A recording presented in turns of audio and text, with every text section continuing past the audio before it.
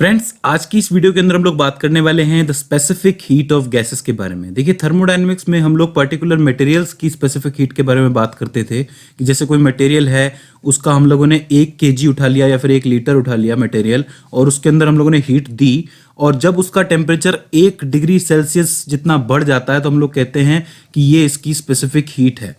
ठीक है भाई, कहने का मतलब है कि अगर कोई आपके पास बहुत सारा दूध पड़ा हुआ है, उसमें से आप लोग 1 लीटर दूध ले लेते हैं और 1 लीटर दूध को गर्म करते हैं, तो जितनी हीट में ये 1 डिग्री सेल्सियस ऊपर चला जाएगा इसका टेम्परेचर। मान लीजिए कि 37 डिग्री सेल्सियस है, अगर मैंने इसको गर्म किया और ये 38 डिग्री सेल्सियस हो गया, तो इसका मतलब 1 डिग्री टेम्परेचर बढ़ाने के लिए, 1 डिग्री सेल्सियस टेम्परेचर बढ़ाने के लिए जितनी हीट की इसको जरूरत पड़ेगी वो इसकी स्पेसिफिक हीट कहलाएगी।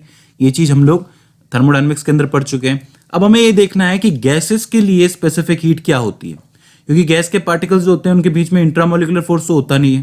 ठीक है, ये अजम्पशंस है, हम लोग जानते हैं। तो इसके अंदर स्पेसिफिक हीट हम लोग कैसे डिफाइन करेंगे?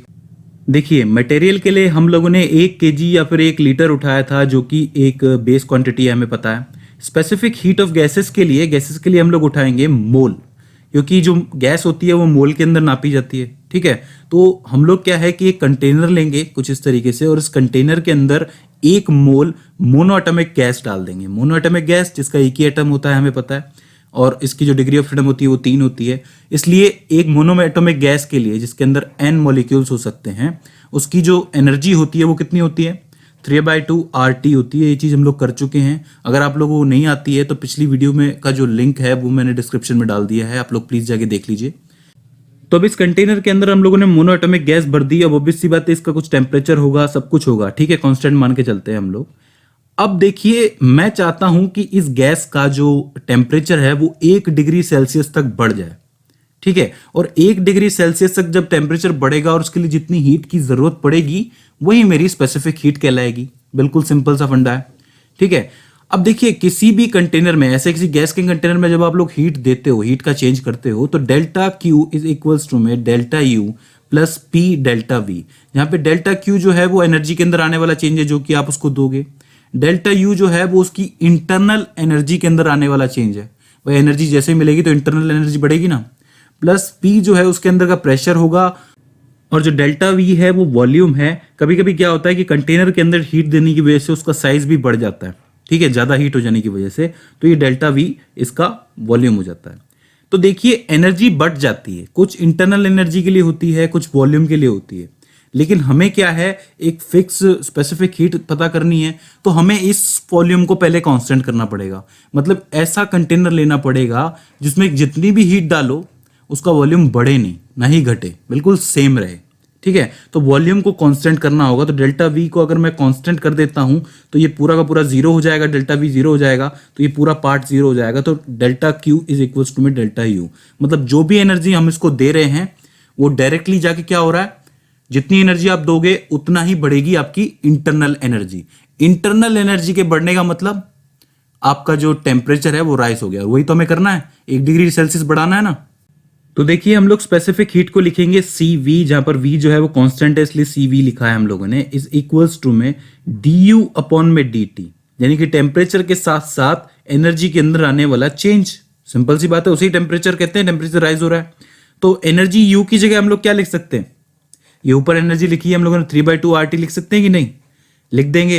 तो CV इज इक्वल्स टू में d/dt, इधर ब्रैकेट में 3/2 RT, और इसका जब आप लोग डिफरेंशिएशन करोगे तो निकलेगी value CV is equals to में 3/2 अपॉन में R।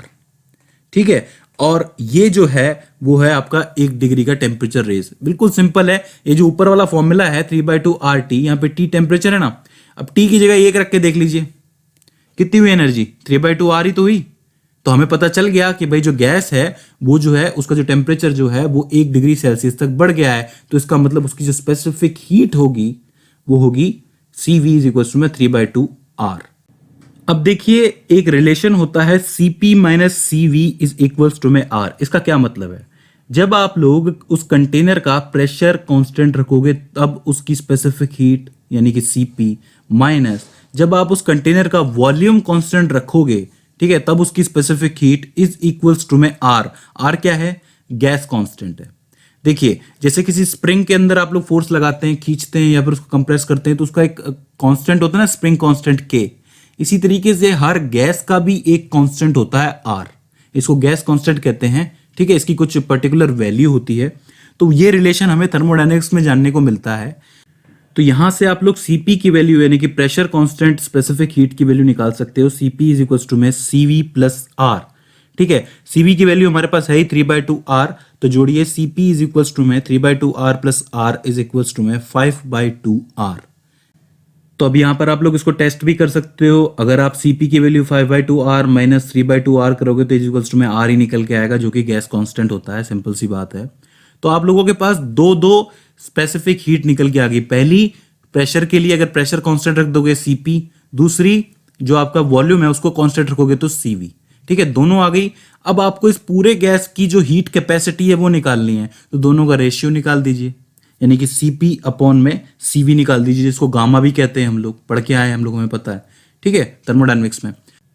तो अब यहाँ पे गामा की वैल्यू निकलेगी, गामा इज इक्वल टू में Cp अपॉन में Cv, यानी कि 5/2 आर अपॉन में 3/2 आर। आर से आर कैंसिल आउट, 2 से 2 कैंसिल आउट, तो 5 अपॉन में 3 जो है वो निकलेगा 1.67 या फिर 68 के आसपास, ठीक है। तो यानी कि ये हो जाती है हीट कैपेसिटी मोनोएटॉमिक गैस के लिए, ठीक है। इसी तरीके से अब मैं निकालता हूं डायएटॉमिक के लिए। अगर मान लीजिए कि मैं 1 मोल डायएटॉमिक गैस ले लेता हूं, तो इसकी एनर्जी कितनी निकाली थी हम लोगों ने, 5/2 RT, ठीक है। तो Cv इसका निकलेगा 5/2 R, Cp इसका निकलेगा 7/2 R, और Cp अपॉन में Cv निकलेगा 1.4। ये मैंने बिल्कुल डायरेक्टली निकाल दिया है। आपको एक बार चेक करना है, जैसे मैंने मोनोएटॉमिक का निकाला है, आपको डायएटॉमिक का निकालना है, ठीक है। इसी तरीके से मैं बात करूँ ट्राइएटॉमिक की। अब ट्राइएटॉमिक दो तरीके के होते हैं, एक लीनियर एक नॉन लीनियर, ठीक है। तो आपका लीनियर जो होगा उसके लिए जो एनर्जी होती है 7/2 RT होती है।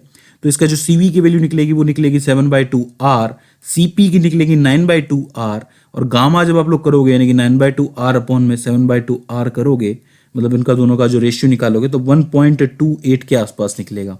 इसी तरीके से जो नॉन लीनियर होता है उसकी जो एनर्जी होती है 3RT होती है, ठीक है। तो Cv निकलेगा 3R और जो Cp है वो निकलेगा 4R। तो आप गामा की वैल्यू निकालेंगे Cp अपॉन में Cv, यानी कि 4R अपॉन में 3R, R से R कैंसिल आउट होगा तो 1.33 निकलेगा, ठीक है। तो इस तरीके से आप लोग स्पेसिफिक हीट निकाल सकते हो वॉल्यूम को लेके यानी कि Cv, प्रेशर को लेके यानी कि Cp, दोनों का रेशियो निकाल सकते हो यानी कि हीट कैपेसिटी निकाल सकते हो पूरी गैस की। तो ये हो जाती है specific heat for gases. I hope आपको समझ में आई होंगी। अब आपका काम ये है कि डायएटॉमिक और ट्राइएटॉमिक दोनों के लिए आपको क्या है, टेस्ट करना है, मतलब इसका कैलकुलेशन करके देखना है कि मैंने सही निकाला है कि नहीं निकाला है। सो फ्रेंड्स, आई होप आपको समझ में आया होगा कि स्पेसिफिक हीट ऑफ गैसेस क्या होता है। साथ ही चैप्टर भी आपको समझ में आ रहा होगा। देखिए शुरू से आप लोग देखते चलोगे और इसको पढ़ते चलोगे तब आपको ज़्यादा क्लियर होगा। बीच बीच में से अगर आप पढ़ोगे तो हो सकता है थोड़ा सा कंफ्यूज हो जाओ। बाकी इसके बाद भी इसके अंदर कोई सवाल आता है, कोई क्वेरी आती है या फिर हमसे कोई गलती हो जाती है तो प्लीज़ आप हमें कमेंट सेक्शन के जरिए बताइए। तो फ्रेंड्स, आज की इस वीडियो के अंदर बस इतना ही। See you in the next one.